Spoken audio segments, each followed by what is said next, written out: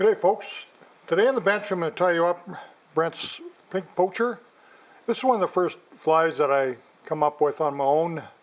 I was fishing pink salmon over at Campbell River. We used to go over there quite often and had a lot of fun with them little pinks and, well, chum salmon and snook and whatever else. We had steelhead up in there as well, so a lot of good little steelhead rivers up in there in that area. But this little fly has been a good producer. It's a pretty little fella, and it does work more than just for pink salmon. I've caught all species of salmon on it, and also steelhead, and also been a great fly to use for cutthroats on rivers even over here in southern British Columbia. Having a tough day, try a pink, and this pink poacher will get the job done. Alright, let's go over the materials to tie the fly. I'm going to use some pink 6/0 thread, uni thread. For the tail and the wing, I'm going to use some, this is a hot pink, kind of a bass or saltwater saddle, or it's actually a cape is what it is, not a saddle, it's a cape for saltwater. The hackle, I'm going to use some nice white hackle. I'm going to try to use some of this nice soft hackle on there. The body, I'm going to use some pearlescent polyflash, and over the body I'm going to use some brassy red wire just to make it a lot stronger. And to finish the fly, I'm just going to put a little coat of Solres on the head. So it's pretty much a bomb-proof little fly here. The hook, I'm going to be using a Gamakatsu T10 size 8. It's an up eye. It's 6x heavy. This will hold any fish pretty much you're going to run across. So let's get a hook in the vise, tie one up. Nice easy fly to tie. And been just been a good pattern for, oh my goodness sakes, a long time. 25, 30 years I suppose. Sometimes we get all caught up in the new stuff, but these good old flies they produce. Got to keep remembering them. Don't pass them over. Now I'll come off here, give myself a nice big fly back here, or a feather I should say, nice big pink, hot pink hackle. Got the real webby off the bottom. I'm going to come off the sides here. We need quite a bit out of this hackle, so I'm going to pinch off as much as I can that I can get even. And it's not microbarb, of course, so we're going to have to even add a little more. A little bit thin. I like to come a little more on there.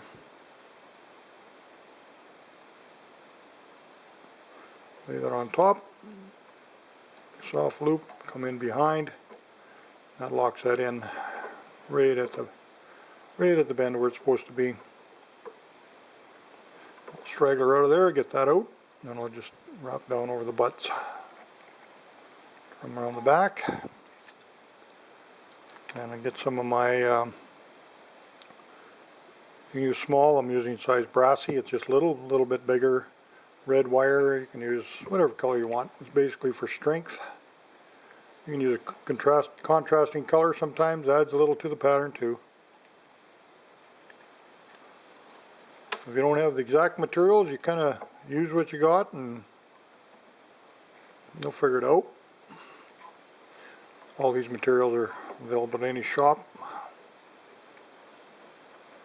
I'm just going to wrap I like this pearl. This looks really good in the water. Doesn't lie perfectly flat, but that's okay. I like the way it looks in the water, the sparkle, the sheen. You can see a little bit of that pink underneath. My thread peeking through there a little bit. Now we're going to get my saddle here. There's a nice webby hackle at the back. Size that where I want some of this nice soft hackle, this webby hackle at the front.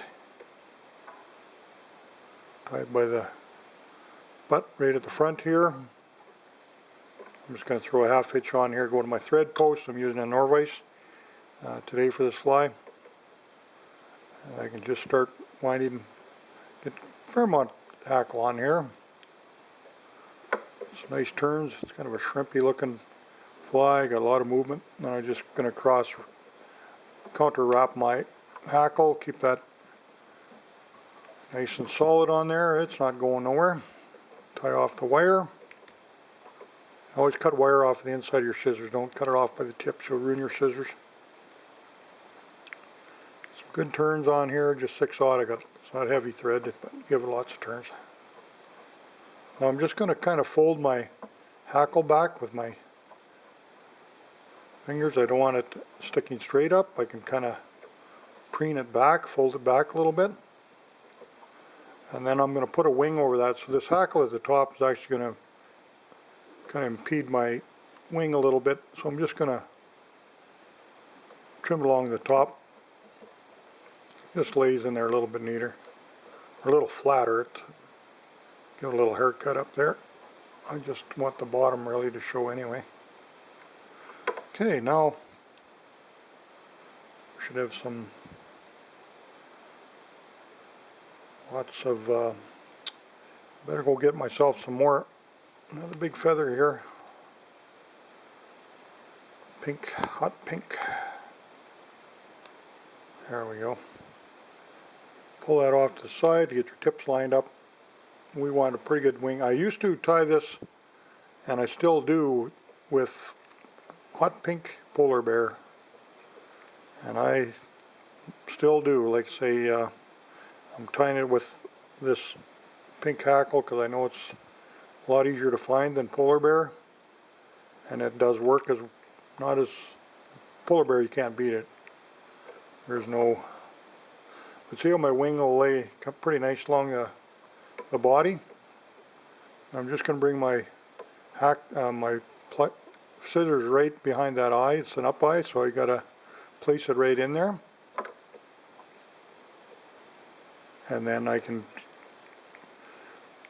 work on a nice neat little head for this fly. Salmon flies, you want a nice tidy little head on them.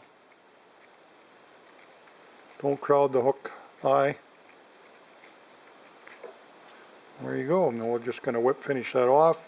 You could use a hot pink thread on there too. I just grab this pink or white.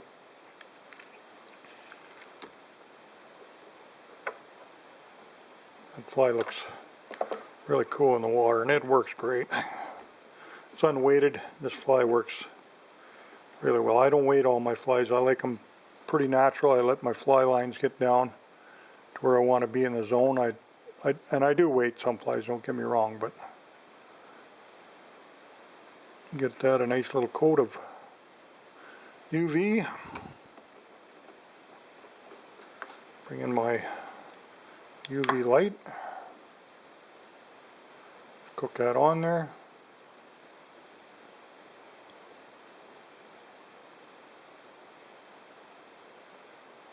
There you go, a pink poacher. Times two, we were throwing at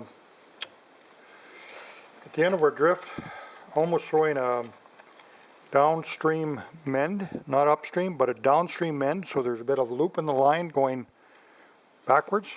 Diane done that, and she was very observant. She watches quite closely when she fishes, and she told me to come and have a look at this. And as the fly swung back on the end of her drift, we're using sink tip lines to get the fly down, remember that.